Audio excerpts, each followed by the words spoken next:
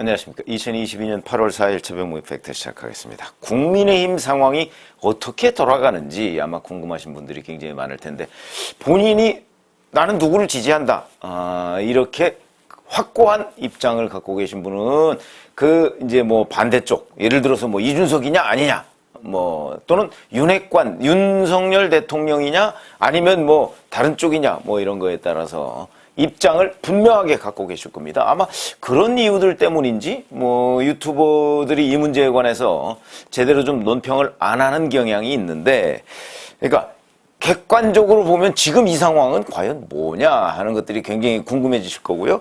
자, 그럼 앞으로 이게 어떻게 될 것인가.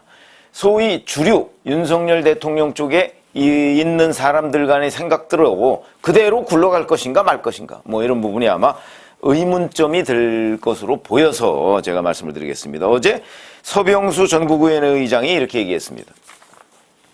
전국위원회를 9일날 열어서 당원 개정안을 의결하고 곧이어서 비대위원장 임명 절차를 하겠다. 가급적이면 9일 늦어도 10일까지는 모든 절차를 마무리할 계획이다. 이렇게 얘기를 했고요. 이 다음부터가 이제 문제입니다. 당원 당규상 비대위가 출범하면 최고위라는 지도부는 해산된다. 자동적으로 과거 지도부는 해산되는 것이기에 이준석 대표도 자동적으로 제명이 되는 것이다. 그러면서 새 대표를 뽑게 되면 그 대표는 이준석 대표의 자녀 임기가 아니고 온전하게 2년의 임기를 채울 수 있다. 이렇게 얘기를 합니다. 자, 그러면 이제 이게 현재의 상황이 비상 상황이냐? 비상 상황을 전제로 할 때 이게 가능한 얘기고, 그리고 저는 서병수 위원장의 설명이 앞뒤가 바뀌었다고 생각을 합니다. 비대위가 출범하면 최고위가 자동적으로 해산되는 게 아니고요. 최고위원회의가 기능을 상실하고 또는 권위가 됐을 때 비대위가 출범하는 거죠. 선후가 바뀌었습니다. 그러니까 지금 서병수 위원장은 어제 권성동 원내대표를 오찬 점심 식사 때 만나고 나서 입장이 완전히 바뀌었는데, 글쎄요, 저희의 그동안의 당원 당규나 이런 거에 대한 이해로 보면 최고위원회가 기능을 상실했기 때문에 비상국면으로 넘어갔고, 그래서 비대위가 설치되는 거 아닙니까? 최고위원회가 기능이 상실이 안 됐는데 비대위를 설치하는 경우는 없습니다. 그리고 그거는 이른바 당내 민주주의 절차 위반이죠. 근데 그 절차 위반을 서병수 전국위원회 의장이 그대로 그냥 이대로 하겠다고 지금 유권 해석을 하는 겁니다. 그럼 유권 해석권은 전국위원회에 있는 건 맞습니다. 그러나 전국위원회가 없는 당원 당규나 없는 규칙을 전국위원회 의장 마음대로 만들어낼 수는 없는 것이다. 그래서 이게 이제 논란이 됩니다. 비상 상황이냐 아니냐. 객관적으로 팩트를 한번 보시죠. 7월 29일 날 배현진 최고위원이 사퇴 의사를 표명했습니다. 정치인은요, 사퇴 의사 표명하면 그걸로 끝입니다. 그걸 문서로 어쩌고저쩌고 하는 거는 행정이고, 정치는 사퇴 의사 표명하면 끝이고, 주말 사이에 조수진, 윤영석 최고위원이 추가로 사퇴했습니다. 자, 그러면 남은 최고위원이 4명입니다. 당연직, 권성동 원내대표, 송일종 정책위의장, 그 다음에 정미경 최고위원, 그 다음에 김용태 최고위원, 둘은 이준석계. 이렇게 해서 남아있는 사람이 4명입니다. 정치적으로 본다면.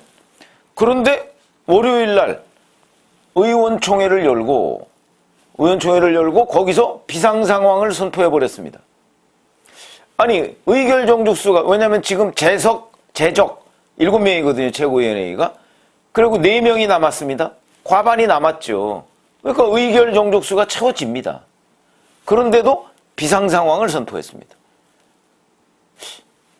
비상상황 선포하면 요건에 안 맞는데, 비상상황 요건에.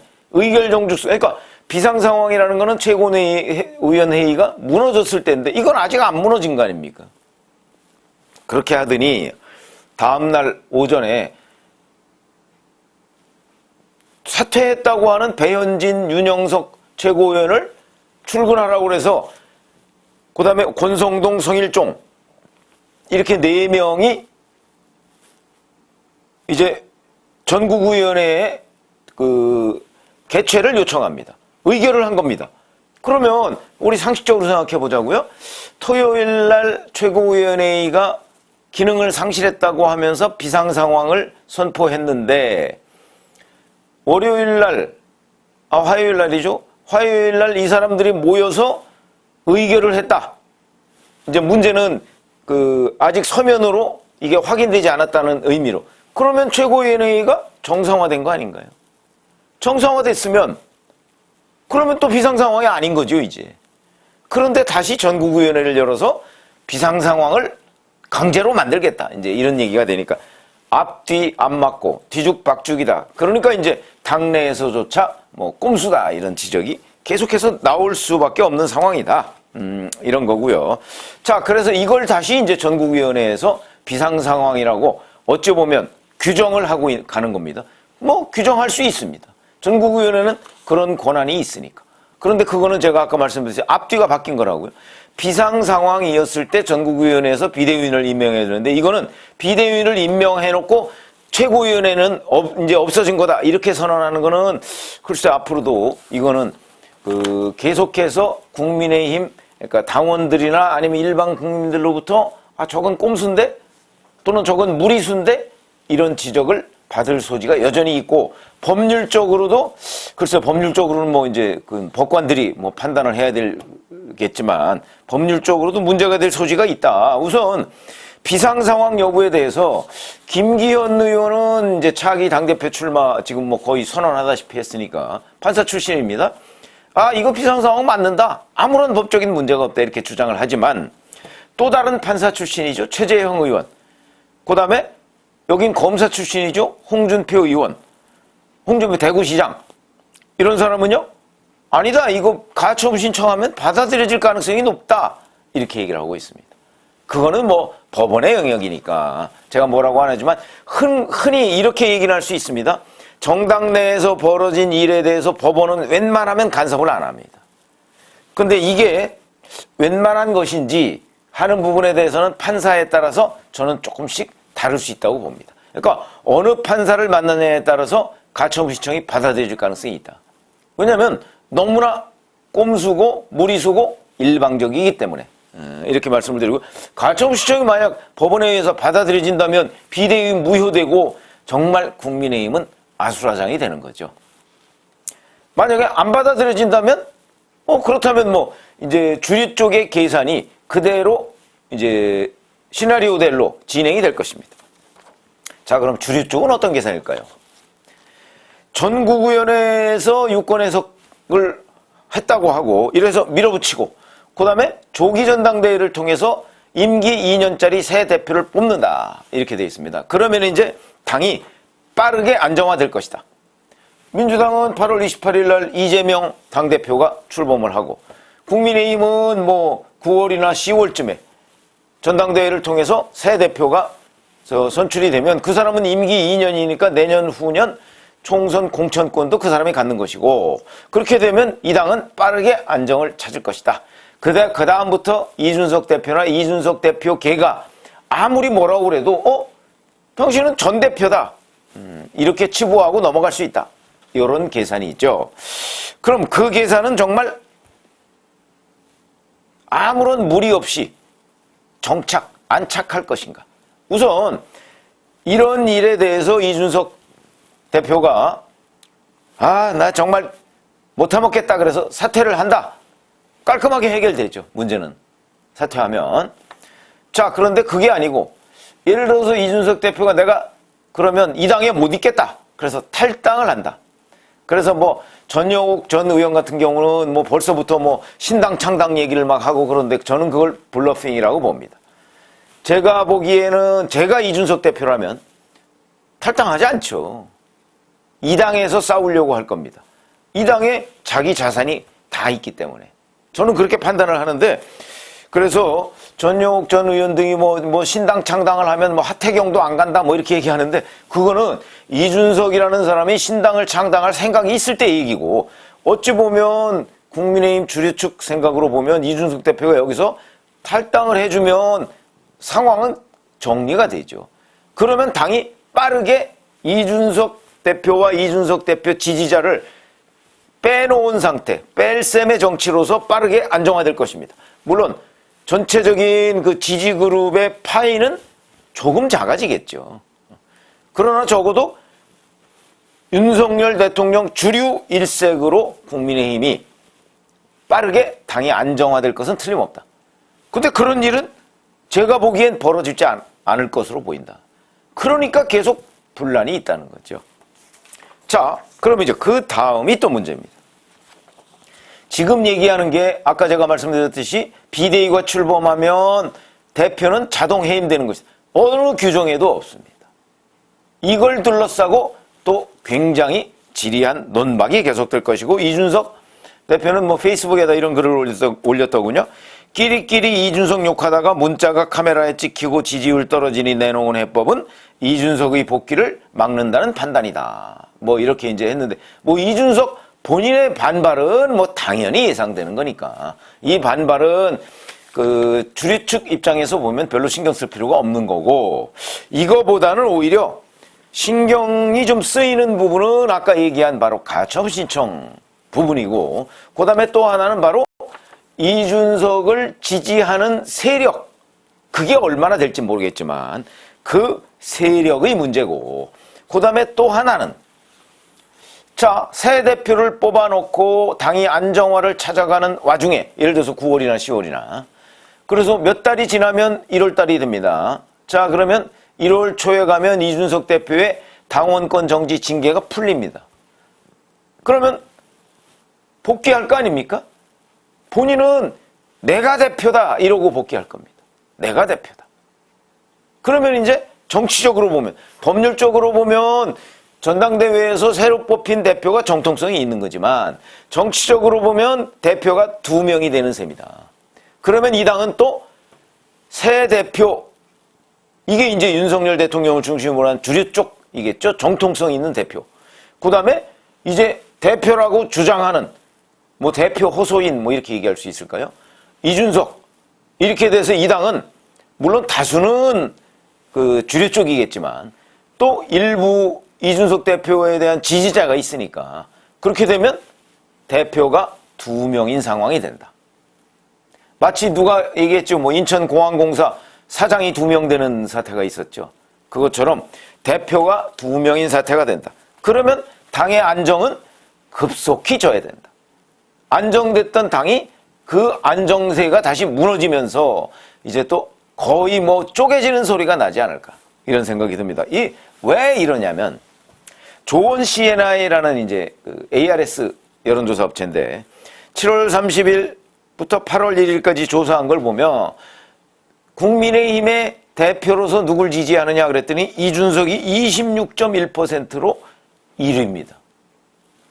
안철수 19.4, 나경원 전 의원 11.1, 김기현 의원 5.0, 장제원 의원 3.3, 권영세 통일부 장관 2.7, 뭐 이렇게 돼 있습니다. 이 얘기는 무슨 얘기냐? 상당수가 아직도 이준석이 그래도 국민의힘 대표를 맡는 것이 유리하다 또는 좋다, 이렇게 생각을 하고 있다는 얘기거든요. 이거는 현실입니다. 이준석을 좋아하건 좋아하지 않건 간에. 물론 이 중에는 민주당 지지자 일부가 포함되어 있을 겁니다. 그러니까 국민의힘을 흔들고자 하는 역선택 있을 수 있습니다. 그러나 어찌됐든 간에 일반 국민들의 4분의 1 이상이 국민의힘 당대표로서는 이준석이 적합하다고 생각한다는 현실은 국민의힘으로서는 굉장한 불안 요소가 된다는 거죠. 다른 누구보다 높은 거 아닙니까? 만약에 이준석을 빼고 이제 새 전당대회에서 안철수, 나경원, 김기현, 장제원 뭐 이 중에 권영세 이 중에 한 명이 대표가 된다고 하면 그 사람은 적어도 일반 국민들로부터는 이준석만큼 지지도가 없는 사람이 대표가 된 거 아닙니까? 무리하게. 이런 부분이 이제 당의 안정을 해친다. 그런 점에서 본다면 저의 입장에서는 2016년 박근혜 대통령이 배신의 정치를 운운하면서 유승민 그 전 원내대표를 찍어내게 하는 그런 상황. 그때도 박근혜 대통령의 그런 그 질주에 대해서 견제와 균형이 없었습니다. 지금도 윤석열 대통령과 윤석열 대통령 측근들의 질주에 대해서 견제와 균형 없습니다. 자, 그러면 이런 사태가 몰고 올 결과는 어떨까요? 물론 2016년에는 바로 총선이 있었습니다.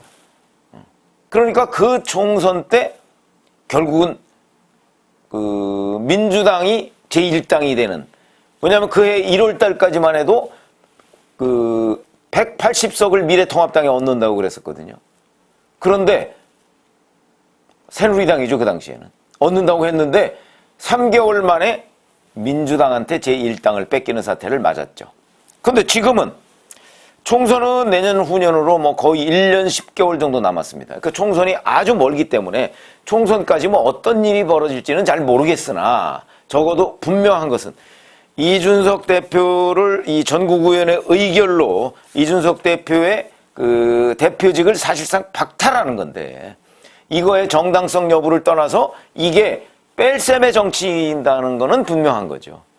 그러면 총선에 어떤 영향을 미치느냐는 건 지금 충분히 예상할 수가 없죠. 워낙 긴 기간이 있으니까. 그러나 뺄셈의 정치를 했을 경우에 지금 그렇잖아도 민주당 그 지지도가 국민의힘을 앞선 여론조사 결과가 꽤 나와 있습니다. 물론 국민의힘이 앞선 것도 있지만 한 달 내지 2달 전까지만 해도 국민의힘이 압도하고 있다는 그런 지지율이 지금은 엎치락뒤치락하고 있고, 이것이 이제 뺄셈의 정치가 확인되는 내년 이후부터 과연 회복할 수가 있을까? 쉽지 않을 것으로 보입니다. 왜냐하면 일단 일정한 세력을 뺐으니까 그만큼을 다시 어디에서 벌충을 해야 되는데 그게 지금 그런 세력이 보이지 않는다. 그렇게 생각이 들고, 또 이준석계를 이렇게 아웃시켰을 때 지금까지 이제 이대녀라고 하는 사람들의 상당수는 이재명 의원이 뭐 개딸들로 이렇게 흡수를 했고요. 그럼 이제 이대남인데 이대남이라고 다 뭐 이준석 대표 지지하는 건 아니지만, 그 중에 일부는 이준석 대표를 또 지지하고 있단 말이죠. 근데 이 이대남의 일부마저 또 국민의힘이 배제했다. 이렇게 본다면 국민의힘은 이제 또 꼰대 정당이다, 이런 지적을 받기에 십상입니다.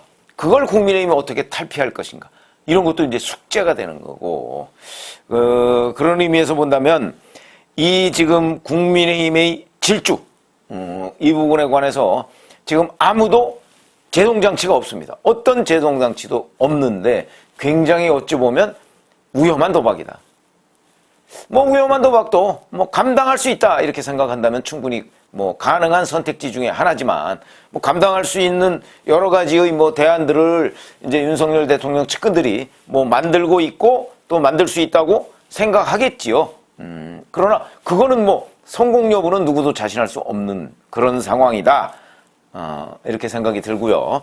이런 그 국민의힘 주류 측의 계산, 이게 어디까지 맞아떨어질지 글쎄요. 근데 일단 내년 초 이제 이준석 대표의 당원권 정지가 풀리는 그 기간과 그 후 한참 동안은 아마 국민의힘은 갈팡질팡 할 수밖에 없는 구조를 맞이할 것이다, 이런 예상이 들어서, 그거는 일단 뭐 이거는 일단 중기 단기적 예상 아닙니까? 그런 분석을 해드렸습니다.